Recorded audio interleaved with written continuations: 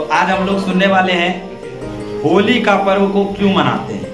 ठीक है, होली का पर्व भारतवर्ष में अनेक प्रकार के पर्व मनाए जाते हैं।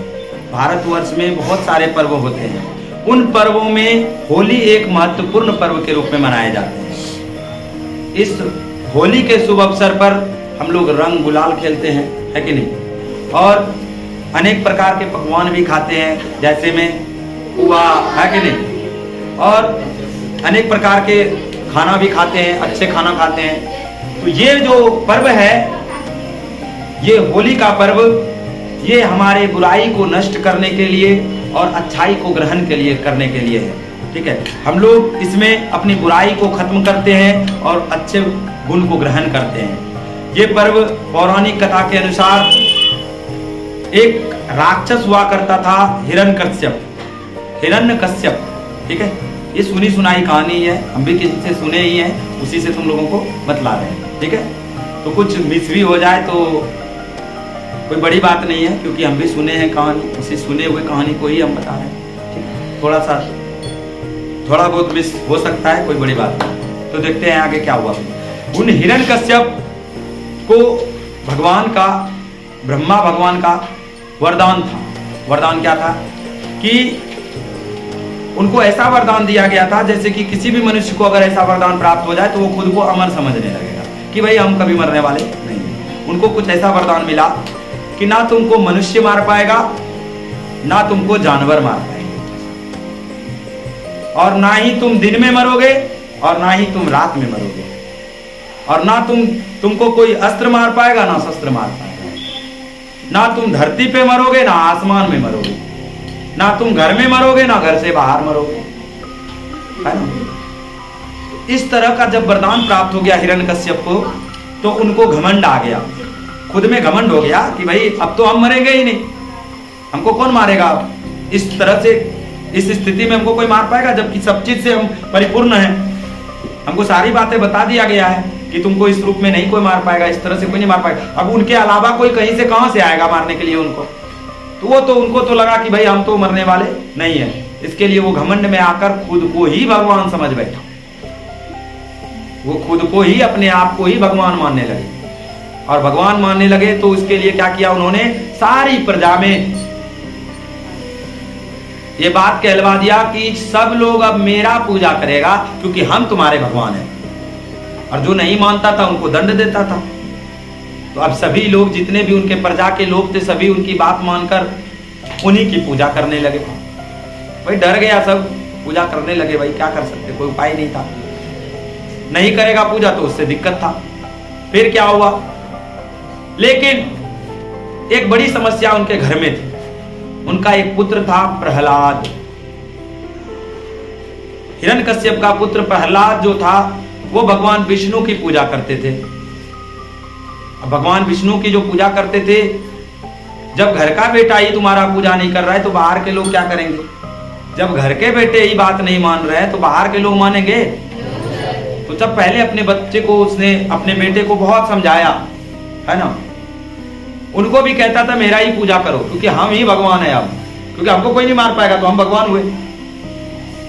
उनको जब अपने बेटे को ये बात उसने बोला तो उनके बेटे ने इसके बात को नहीं माना, है ना, और वो भगवान विष्णु का ही पूजा करने लगे। और पर्सनली वो इस वजह से भगवान विष्णु का पूजा करने के लिए मना कर रहे थे हिरण्यकश्यप, क्योंकि हिरण्यकश्यप का एक भाई हुआ करता था, और हिरण्यकश्यप के भाई को भगवान विष्णु ने ही मारा था। भगवान विष्णु ने हिरण्यकश्यप के भाई को मारा था, इसीलिए अब वो तो दुश्मन थे उनका, उसके हिसाब से, है कि नहीं। तो अब कोई चाहेगा कि मेरा बेटा दुश्मन का पूजा करे। उसने मेरे भाई को मारा और मेरा बेटा उसी का पूजा कर रहा है। तो अपने बेटे को बहुत समझाया, है ना, बहुत मनाया, नहीं उनका पूजा मत करो। बहुत कोशिश किया, वो नहीं माना, प्रहलाद नहीं माना। वो बोला हम करेंगे पूजा, करने लगा। तब उनके पिता के मन में ये विचार आया कि जब इसको इतना समझाने के बाद ये नहीं मान रहा है तो क्यों ना इसको जान से मार दिया जाए। अर्थात उन्होंने अपने बेटे को ही मारने का प्रण लिया कि हम अपने बेटे को ही अब मार देंगे। अगर प्रहलाद को मार देते हैं, अपने बेटे को मार देते हैं, तो इससे समाज में भी, मतलब प्रजा में भी एक डर बनेगा कि भाई जब वो अपना बुतरवाक ना छोड़ा तो हमको कहाँ छोड़ेगा, है कि नहीं? अपना बुतरवाक मार दिया तो हमको बचाएगा, छोड़ेगा?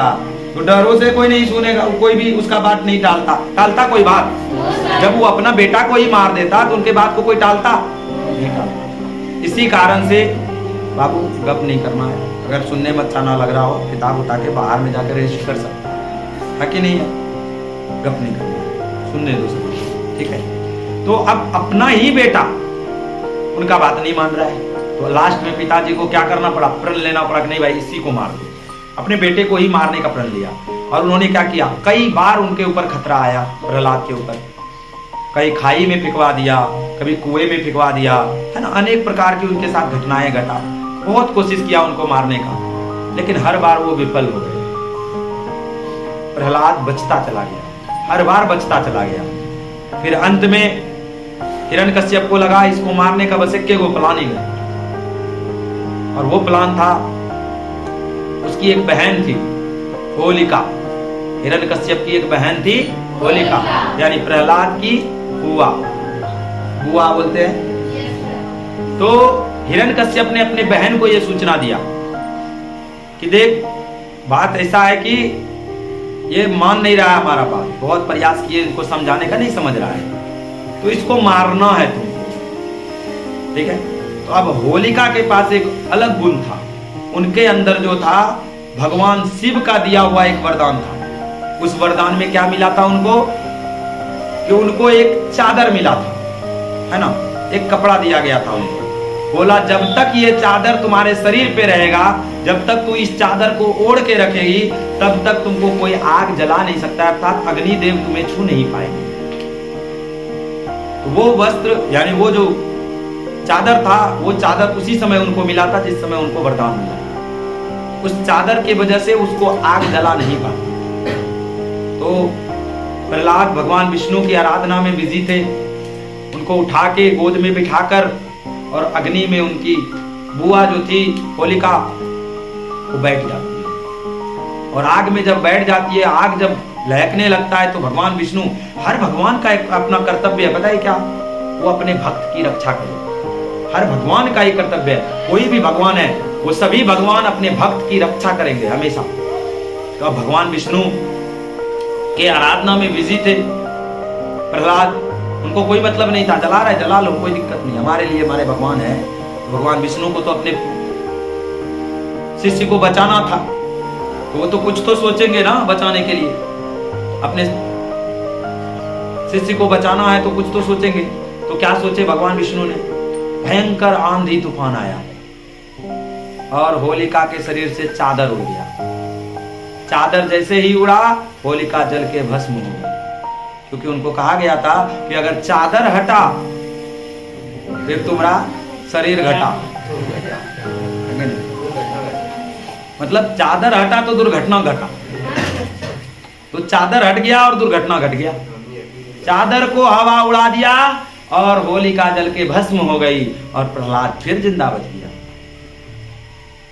तब उनके पिताजी पूछ रहे हैं आखिर हो क्या रहा है? ये आश्चर्य वाली बात था, है ना? और हुआ क्या यहाँ पर अग्नि में? ये चीज को गौर करना। बुराई समाप्त हो गया और अच्छाई का जीत हुआ। इसीलिए हम लोग होलिका का दहन करते हैं कि बुराई को खत्म करें और अच्छाई को वहां से ग्रहण करें और आगे बढ़े अपने जीवन में, ठीक है? तो होलिका दहन इसीलिए किया जाता है ताकि बुराई समाप्त हो जाए। फिर क्या हुआ आगे? उनके पिताजी ने पूछा कि भाई तू बार बार बच रहा है, अच्छा बता तो तुमको क्या लगता है हर जगह भगवान है? बोला हाँ। बोला सब जगह भगवान है? बोला हाँ। दीवार में भगवान है? हाँ भगवान है। हवा में भगवान है? हाँ है भगवान। बोला ये पिलर में भी भगवान है? बोला हाँ पिलर में भी भगवान है। बोला रुक जा हम अभी चेक करते हैं, अगर सच में भगवान है ना चेक करते हैं। अपना गदा उठाया और पिलर में जोर से मारा। पिलर के टूटते ही उधर से दहाड़ा, शेर दहाड़ा उधर से। पिलर टूटते ही एक अवतार प्रवेश करते हैं जिनका पूर्ण शरीर आदमी का और गला शेर का रहता है, जिनको नरसिंह अवतार का नाम दिया गया, है ना? उसके बाद वो उनके पीछे लपकते हैं, हिरण्यकश्यप को पकड़ने के लिए। अब बताओ, अचानक से कोई दहाड़ेगा, चाहे कितनों वरदान हमको मिला हुआ है, लेकिन अचानक हमारे सामने जैसे मारे तुरंत दहाड़ गया कोई, तो डर तो लगिए जाएगा। ए भागा इधर से, आइए पीछे से उधर से दौड़ा। नरसिंह भगवान, भगवान विष्णु के अवतार है, तो भगवान विष्णु ही प्रवेश करते हैं ना, क्योंकि उनका पाप हद से पार हो रहा था, तो उनको नष्ट तो करना जरूरी था। दौड़ा उनके पीछे, तो गेटवा पार करते करते उसको धर लिया, अब पकड़ के अपने जांग पे ला लिया, उसको पकड़ के घुलटा दिया अपने जांग पे।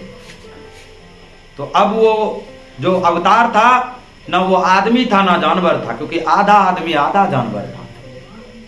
जो उनको वरदान मिला था कि तुमको आदमी भी नहीं मार सकता, जानवर भी नहीं मार सकता, अब तो ये गोम्बो था, एक तरह से कहते, दोनों था, है कि नहीं? आधा मनुष्य और आधा जानवर थे। तो अब ना आदमी मार रहा है ना जानवर मार रहा है, दोनों मिला हुआ है उसमें। उनको अपने जांग पर लिया, और संध्या का समय था, तो ना दिन था ना रात था, शाम था, ना धरती था ना आसमान था, जांग था, बाकी नहीं है। और ना अस्त्र ना शस्त्र का प्रयोग किया, नाखून से पेट फाड़ दिया। कोई भी कंडीशन जो उनको बोला गया था उसमें से कोई भी कंडीशन यहां कम किया। पहली बात कि उसको मारने वाला ना आदमी है ना जानवर है, दोनों मिक्स है, ठीक? ना दिन है ना रात है, ठीक? और ना धरती है ना आसमान है, और ना घर है ना बाहर है, क्योंकि गेटवे पे धर लिया, इसीलिए भागा जैसे चौखटे पे धर लिया, ना अंदर हुआ ना बाहर हुआ, बीच में धरा गया बेचारा, है कि नहीं? अब बताओ, और ना अस्त्र का प्रयोग किया ना शस्त्र का प्रयोग किया, नाखून से फाड़ दिया, और इस प्रकार बुराई समाप्त हो गया। हिरण्यकश्यप मारा गया और अच्छाई का जीत हुआ। इसीलिए उसी के अगले दिन हम लोग लाल रंग, गुलाल ये सब लेकर होली खेलते हैं और खुशियां मनाते हैं कि आज से हम लोगों की अच्छाई शुरू होती है और बुराई नष्ट। इसीलिए हम लोग होलिका का दहन करते हैं। ये होली का पर्व कल होलिका दहन है, तो इसी कारण से जब हम लोग होलिका दहन करते हैं तो उस समय जब आग जलाया जाता है तो उस समय उनके चारों तरफ, उस आग के चारों तरफ घूम घूम कर लोग घूमते हैं चारों तरफ और अपनी बुराई को उस आग में ही जला देते हैं। उस आग के सामने खड़ा होता है जाकर, उनकी बुराई उस आग में जल जाता है और वहां से अच्छाई शुरू होता है, अच्छे समय शुरू होते हैं और अच्छे गुण शुरू होते हैं वहां से। ठीक है, सबको समझ में आया कहानी? इसी कारण से हम लोग होली मनाते हैं और होलिका का दहन करते हैं। ठीक है, तो आज का जो है क्लास यहीं तक रहने देंगे। ठीक है, और आज से फिर आज से अब 2 दिन का जो समय बचा, ये तुम लोगों को 2 दिन का छुट्टी मिल रहा है, वो होली खेलने के लिए है ना। तो खुशी से खेलना है, किसी से किसी प्रकार की कोई दुर्व्यवहार नहीं करना है, किसी को कोई नुकसान नहीं पहुंचाना है। ठीक है, क्योंकि ये ए बाबू शांत हो जाओ सभी, क्या बता रहे हैं, शांत हो जाओ। अगर हम लोग अच्छे मन से सच्चे मन से होली खेलना चाहें तो गुलाल से खेले। ठीक है, किसी को नुकसान ना पहुंचाएं, आंख में ना लगाएं, चेहरे पर ज्यादा ना लगाएं, जैसे तुम लोगों को शांत रहने बोले हैं, सिर्फ सुनना है ना। तो किसी को तकलीफ ना हो हमारे वजह से, है ना। अगर वो खुशी से हमारे साथ खुशियां मनाना चाह रहे हैं तो ठीक है, जबरदस्ती किसी को नहीं देना है, किसी से किसी प्रकार का झगड़ा नहीं करना है, लड़ाई नहीं करना है। क्यों? क्योंकि हम लोग यहाँ पर बुराई को खत्म कर रहे हैं और अच्छाई को ग्रहण कर रहे हैं। तो इस जगह पर हम लोग किसी से भी किसी प्रकार का कोई गलत प्रयोग ना करें, रंग का भी गलत प्रयोग ना करें। अगर जरूरत हो जितना उतना ही प्रयोग करें। ठीक है, तो इससे ये पता चलता है कि अब खुशी से होली खेलना है ना, और शांति से खेलना है। ठीक है, तो चलो, जो भी इस पे भी वीडियो में भी जो देखे हैं, जो भी सुने इस कहानी को, उनको भी किसी से लड़ाई झगड़ा नहीं करना है और प्यार से होली खेलना है और अपनी बुराई को खत्म करना है और अच्छाई को ग्रहण करना है। और क्या हो गया, तुम लोग काहे परेशान होने लगी? नहीं खेलना है शांति से? नहीं, जो शांति से नहीं खेलेगा उसके घर में पुआ नहीं बनेगा। सबके घर पे कॉल करके बोल देंगे, जो झगड़ा करेगा उसको पुआ खाने नहीं मिलेगा, पुआ खाने नहीं देना। तो कौन कौन झगड़ा करेगा इसमें? कोई नहीं करना है ना? हाँ हाँ, दिखाए पीछे क्या?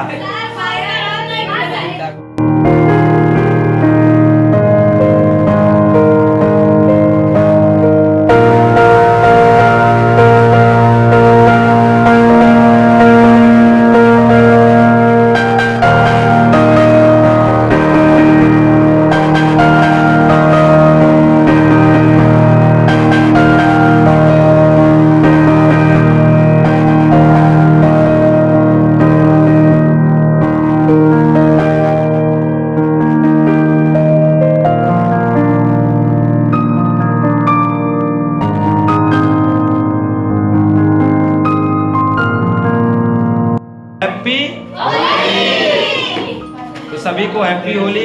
वीडियो देखने के लिए धन्यवाद, है ना? और अच्छे से, शांति से और खुशियों से हम लोग होली खेलेंगे, किसी को किसी चीज से नुकसान नहीं पहुंचाएंगे। तो सभी बच्चे अपने